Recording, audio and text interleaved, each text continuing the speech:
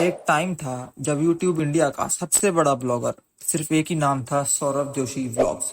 हर घर, हर गली, हर बच्चा, सबके मुंह पे एक ही नाम था, वो था सौरभ जोशी। पर दोस्तों, जितनी फास्ट तरक्की होती है उतनी तेज गिरावट भी आती है। और यही सवाल आज हम उठाएंगे। क्या सौरभ जोशी ने खुद अपना करियर बर्बाद किया? क्या उसके फेक प्रैंक्स, मिसलीडिंग प्रमोशंस और ईगो ने उसकी इमेज को हमेशा के लिए खत्म कर दिया? आज के इस वीडियो में हम करेंगे full expose from rise to fall of Saurabh Joshi. तो आज आपको पता लगेगा how Saurabh Joshi destroyed his career. साल था 2019। एक छोटे से गांव का लड़का देहरादून के पास से अपने घर से अपनी जिंदगी को कैमरे पे रिकॉर्ड करने लगा। Simple family movements, painting skills, दोस्त, मम्मी और एक मिडिल क्लास लाइफ। और बताओ, मिडिल क्लास इंडिया को क्या चाहिए होता है? रिलेटेबिलिटी। और वह रिलेटेबिलिटी बन गई सौरभ के करियर का फाउंडेशन।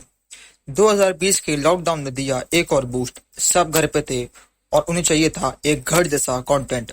और एक साल के अंदर अंदर सौरभ जोशी के व्लॉग्स पे 1 करोड़ से ज्यादा सब्सक्राइबर्स हो चुके थे।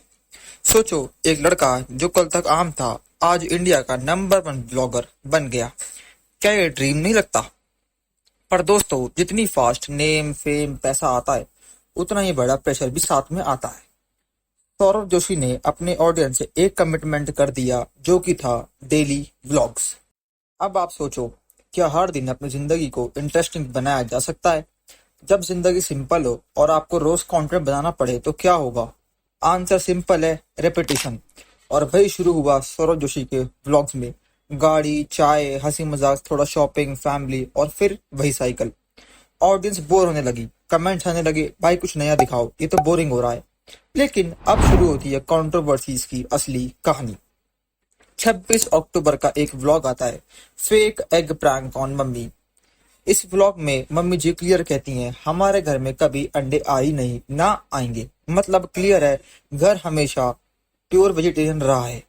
मेरे को पता नहीं है क्या, ये आ ही नहीं सकता हमारे घर में कभी, मतलब ही नहीं ठहरा। लेकिन दोस्तों, 21 मई को एक और व्लॉग अपलोड होता है और अगर आप 29 सेकंड पे वीडियो पॉज करो तो क्लियरली एक एग योक नजर आता है प्लेट में। अब सवाल ये है, अगर घर में कभी अंडा आया ही नहीं तो व्लॉग में अंडा कहाँ से आया? क्या प्रैंक के नेम पे ऑडियंस को फूल बनाया गया है? अब आते हैं सबसे बड़ी कंट्रोवर्सी पे, फेक प्रोडक्ट्स और स्कैम्स का प्रमोशन। एक व्लॉग में सौरभ ने प्रमोट किया था आदिवासी हेयर ऑयल, जो बाद में निकला एक बड़ा स्कैम। सोचो, उस व्लॉग पे 10 मिलियन व्यूज आए। अगर सिर्फ 1000 लोगों ने ये प्रोडक्ट बाय किया हो तो करोड़ रुपए ऑडियंस का बर्बाद। ऑडियंस ने कमेंट सेक्शन में फुल एक्सपोज कर दिया। हेट इतनी बड़ी कि व्लॉग डिलीट करना पड़ा। और यही नहीं, उन्होंने और भी शेडी एप्स और प्रोडक्ट्स प्रमोट किए थे। हाई बॉक्स ऐप, जहां लोगों को 500 करोड़ तक का नुकसान हुआ। सोचो दोस्तों, एक क्रिएटर जो अपने Q&A में प्राउडली कहता है कि मैं कभी भी कोई गलत काम नहीं करूंगा, चाहे पैसे कितने भी मिले। वही क्रिएटर जब स्कैम प्रोडक्ट्स को प्रमोट करे तो ऑडियंस का ट्रस्ट बचेगा? आप ही बताओ। अब बात करते हैं लग्जरी लाइफस्टाइल की। सौरभ जोशी अपने व्लॉग्स में बार बार दिखाता है पोर्शे, मर्सिडीज, लग्जरी कार्स। पर सच क्या है? उनके ब्लैक पोर्शे 3rd ओनर निकली और येलो पोर्शे भी पुरानी थी। मतलब जो ऑडियंस को दिखाया जा रहा है एक फ्रेश लग्जरी परचेज, असल में एक सेकंड हैंड दिखावा था। और जब सच बाहर आया, ऑडियंस ने बोला, भाई रिलेटेबिलिटी गई भाड़ में, ये सिर्फ शो ऑफ है। एक और एक्सपोज हुआ जब एक व्लॉग में फैंस उनसे मिलने आए।